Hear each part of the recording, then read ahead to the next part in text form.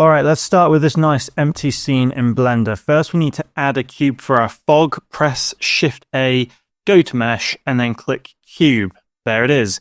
Now we need this cube to cover the whole scene. So select it, press S for scale, and drag outwards until it's nice and big. Or type in some numbers if you know exactly how big you want it. Now, let's switch over to the Shading workspace. Click on the Shading tab at the top of the screen. With your cube selected, go to the Material Properties tab, that's the one with the ball icon. Click New to create a new material for your fog. In the shader editor, you'll see a principled BSDF node. We don't need that for fog, so select it and press X to delete it. Now, let's add our fog shader. Press Shift A again to go to Shader and choose Principled Volume. Drag the volume output from this new node to the volume input on the Material Output node. Now for the fun part, adjusting the fog. Look for the Principled Volume node, find the Density slider, and start with a low value like 0.05. You can tweak this up or down later if you need to.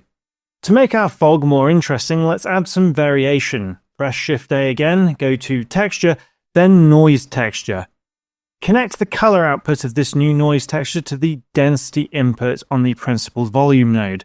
You can play with the settings in the noise texture to get different fog patterns. Adjust the scale and detail to your liking. For color, in the Principled Volume node, change the color to maybe a slight blue or grey, something that feels natural to fog.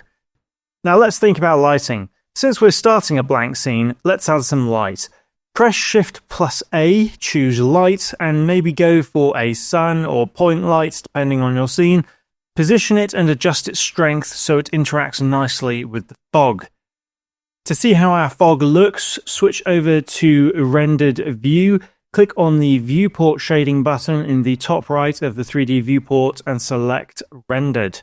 Check your render properties, make sure you're using either Cycles for better volumetrics, though it's slower, or EV for real-time feedback, which might not look exactly the same in the final render. Now hit render to see your foggy scene. If you're not happy with it, go back and adjust the density, the color, or even the light's position. In order for us to fine-tune the fog's density, we will need to add a color ramp. Click Shift A, search for color ramp, and then drop it between the noise texture and Principled Volume. Tweak the color sliders to adjust the density. Remember, fog is all about how light interacts with it, so don't be afraid to play around until it looks just right for your scene. And that's it for creating basic fog in Blender. If you want to get fancier, there's always animation, particle systems, or compositing for post effects, but for now, you've got some atmospheric fog going. I hope this tutorial helped.